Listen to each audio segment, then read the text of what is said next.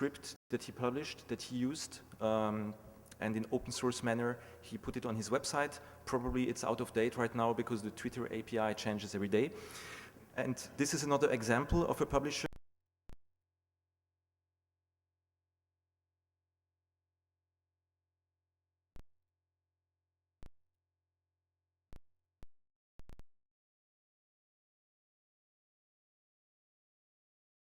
form that was accepting the entries. It was launched in the end of 2011. It was running during 2012 and it's not working anymore. Again, those APIs are unstable and dangerous. Those are a few examples of books that have been done by people. This is an amazing book by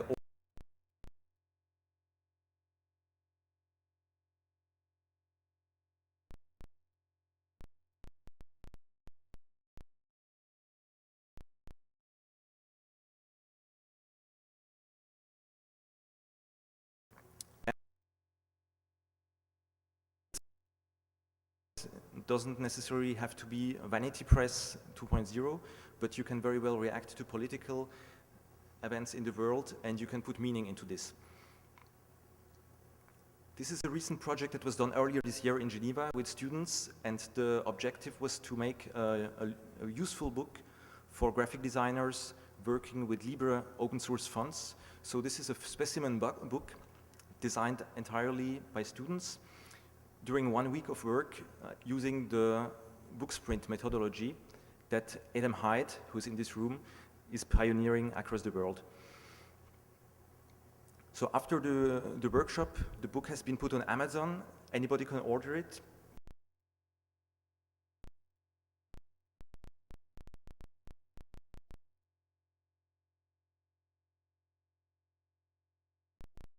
Mostly those are web fonts. There are about 200 of them in the book.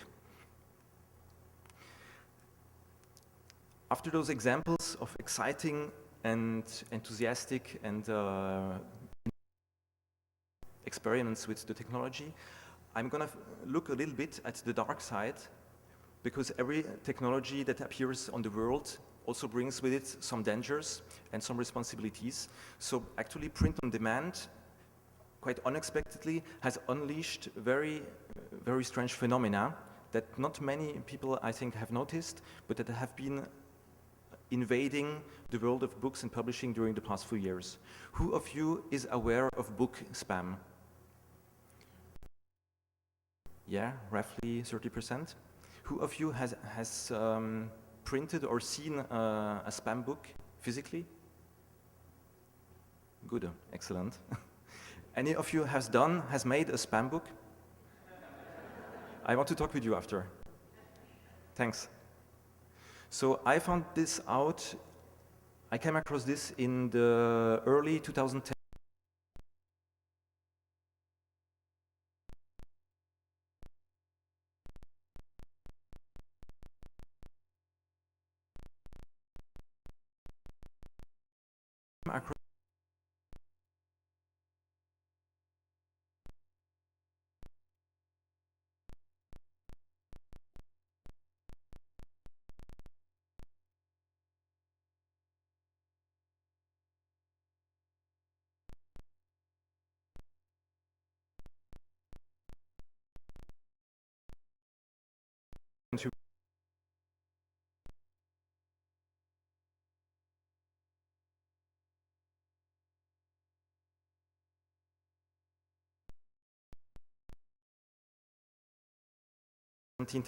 and some books in this inventory, all of them on very, very specific and focused topics with interesting cover art sourced from stock photography databases. Here is a brilliant example, the history of the country Georgia, the former Soviet Republic, which is adorned by a stock photograph of Atlanta, the capital of Georgia, which gained a lot of attention, and there was a comment of an Amazon user who wrote, when a book has the wrong image for the cover, you know this is a big indication that something is wrong.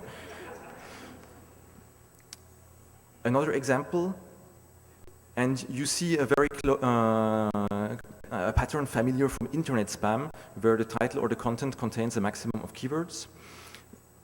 Those books spread from one platform to the other, so once it has appeared on Amazon, it will infect virally other book platforms. Sometimes it will lose some metadata on the way. For instance, the cover will be missing, which will make it more and more hard to detect what it is actually about. So if we approach this scientifically, we can see that there are different types of book spam. Some of you have maybe seen the great talk by Nicolas Nova yesterday, so this is a kind of continuation of it.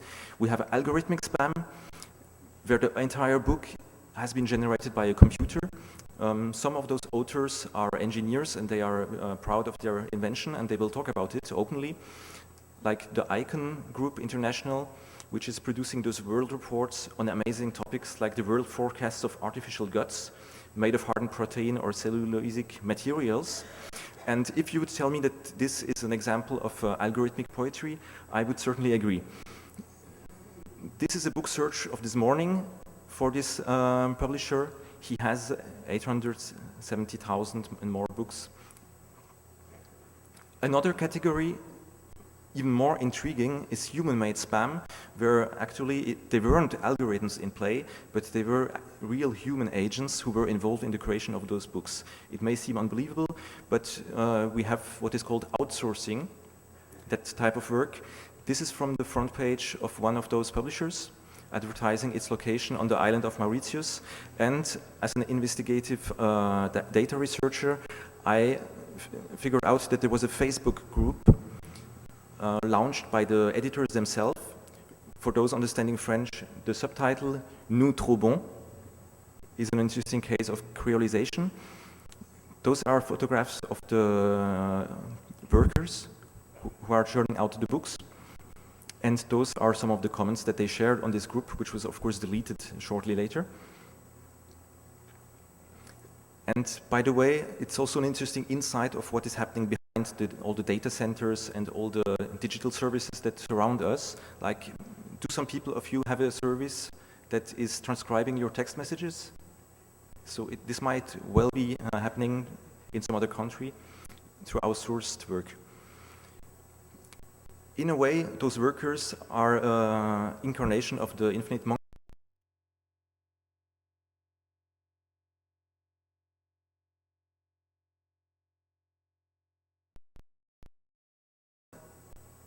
A quick overview of the different elements in the real world that have enabled this practice. One is the convention of academic publishing that produces very, very formalized books and items that have a strict design that can be easily imitated by algorithmic or by simple intervention. This is a legitimate scientific publisher, publishing books, probably also with print on demand. And you can see that with a quick glance, it's hard to differentiate them actually from artificial spam book that has been harvested, or to figure out that this is a legitimate scientific work. Another key element is that open source, free, openly licensed content is largely available on the web. Wikipedia, the biggest example, which is used here by those books. And those books, they comply to the rules. On the last page, they will show in very, very small print all the names of the contributors and the full license on one page. PediaPress is one cornerstone. This is a startup in Germany who made an amazing job, and they created a way of getting books out of Wikipedia. It's a legitimate business. It's an extraordinary idea. You can use it on Wikipedia itself or use it as a plugin or your own wiki. And they are being used actually by those spam printers, as I found in this little Facebook statement. PediaPress pas bon, the servers of PediaPress were slow that day. And the last thing is that big book industries now have print on demand built in. Amazon, for instance, is printing a lot of books themselves. They will show them as being available, but actually once they get ordered, they will be printed in 1 or 2 days in one of their warehouses. And so the print-on-demand spammer actually abuses those 4 cornerstones and exploits the system in a brilliant way. those books, unbelievably, have been infiltrating academia. You can find them in all university libraries around the world. Here in Switzerland, I made a quick search. I found that there were 25 books by the publisher AlphaScript about various topics. The judicial system of the People's Republic of China, for instance, or the legal history of China. So those are printed Wikipedia articles on the shelf of that university. And I borrowed some of those books from the university, and I brought them to the tombstone of Jorge Luis Borges in the hope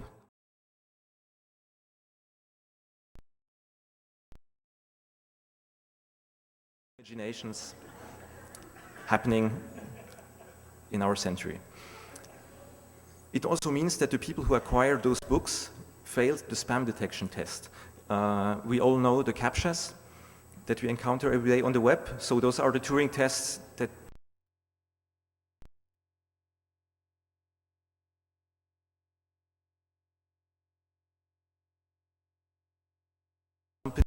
something is human-made or bot-made. Now, what has Amazon done to counter this? I noticed that recently they managed to decrease the number of spam books in their database, so they took countermeasures and they have started to eliminate those books. And I had one interesting experience with this project. This was a book that I made, again, with the original Booksprint technology. I gathered a team during an art festival who was working during 5 days and producing an improved Wikipedia article on the art form of audiovisual performance, aka VJing. And after 1 week of editing, we had a large article that we printed in book form. And I attempted later on to place this book also on Amazon through their print-on-demand service. And after I submitted this, I received an answer that the title had been blocked and couldn't be published because the content was against the terms of service of Amazon Creative.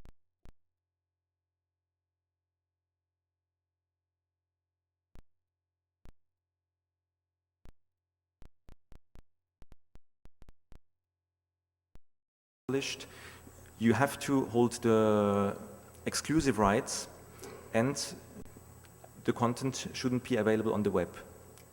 Or in the original terms, we will not accept content that is freely available on the web unless you are the copyright owner of that content. So the way it is phrased is interesting because the first part of the sentence has more weight. The freely available on the web content by default is banned unless you can prove that you are the copyright owner, and they insisted that it should be exclusive rights. So this is intriguing, and I think there would be many reactions here that would question the usefulness of this rule.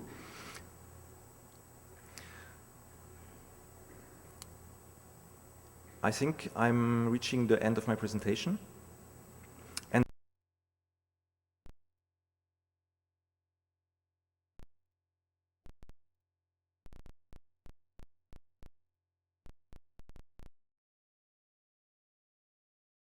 it's a bit too early in the morning, and I'm a practitioner. And I'm saying thank you, therefore.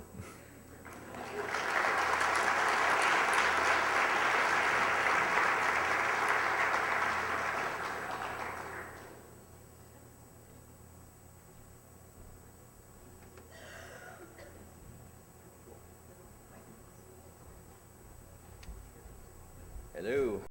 Can you hear me okay? I'm going to try to flip over to the PowerPoint here.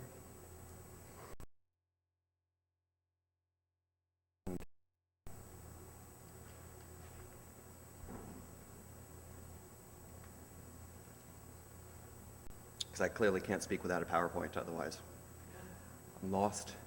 All right, so my name is Jason Merkowski. I used to work at Amazon way back when in the day, back in 2005. And was really on the Kindle team the entire time I was invent the reading experience in ebooks that we've all come to love. And you know, afterwards I wrote a book about the whole experience called Burning the Page. So go buy it, you know, like now. It's a good book, but I would say that. One of the things I learned from being at Amazon, though, is all about data. And I'm going to talk to you a lot about about customer data and the importance of data. Because at Amazon, we got to know a lot about our customers, and it's a very important thing for a lot of the people in the room, excepting perhaps the terracotta warrior figurines. You know, we got to collect the reading preferences from our readers, what they read on, the devices they used, how far through a book they got, why they read in some cases. And this let us tailor the next generation of products better because we got to know the customers. Now, being in retail isn't the only way you can get this data, and I know a lot of people here in the room are in different parts of the ebook experience, from authorship all the way over to retail and publishing and platforms and everything. And I think there are lessons here that we can learn, and I want to talk to you about a case study of what I did with my own book, that guy there, as an experiment, and talk about some technologies which emerged from that experiment. So I spent a couple weeks before my book was launched creating an app in Facebook and Twitter where, you know, you read the book on the ebook reader, and there are links at the end of the chapter, and you click on them within your browser. And readers of my book get freebies. So, you know, you might, for example, see various images appearing in your Twitter or Facebook timeline, posting as you, and it's also a way of conversing with other readers. So, you know, from a pure marketing perspective, there's some virality here. These things go directly on your timeline, and, you know, the hope is these digital postcards will help encourage communication around the topics, which, you know, in this case, it's ebooks. I'm all about ebooks. I care about reading. So, you know, an example of what it might look like within Twitter and so forth. So, what did I learn from this, right? Because these users are clicking through an app, I get to collect data, not just going straight to a web page. I get to collect a little stuff about them through Facebook or Twitter. And I think there's something here that we can learn about in terms of, you know, basically how readership will change and what the readers want and how you as authors, publishers, retailers react to it. So the carrot is all those postcards. You know, behind the scenes I learned that my users are from maybe 129 different countries, you know, the usual suspects, United States, Great Britain, Germany, Canada. 99.3% of my users up there on the left opted in for email alerts. I think that's great. That means they're hungry for conversation, or at least they didn't know how to opt out. 61% of my users are, I think I got a closer slide of that. And, you know, for being a math guy, I tend to violate the cardinal sin of charts, and I don't put labels at the top about what this really means, what the axes are. But, you know, this is by time, so when the book launched in April, you know, most of the users were on Twitter, and they kind of dropped down as it became more mainstream, and the diffusion of innovation happened, and people like my mom started reading the book, and it less became about innovators and early adopters. But this does tell me I should spend more time, you know, promoting books on Twitter when books launched initially, which was kind of counter to my expectations. Also, twice as many men as women read the book based on the demographics I collected, which is interesting, right? So maybe there's an opportunity there for my publisher or me to do a targeted campaign on Facebook or elsewhere. And again, another violation here.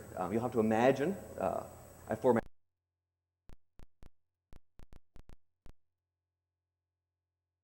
you know, how many people actually clicked relative to those who actually, you know, decided to participate in the app experience and engage with me. So, you know, chapter 1 has lots of click-throughs, chapter 3 less, and, you know, you sort of imagine this will drop off. But, you know, because there's some carrots and we're giving the users free things, you expect them to never quite know, so they'll always try to engage a little bit. But this gives me a ready-made graph to see how users engage with the book. And I think this is, it's an important thing for a lot of reasons, right? So for me, I can see which chapters are the most boring. You know, chapter 17, the future of libraries, very sadly, not much engagement. Either not a very interesting topic, or I wrote the chapter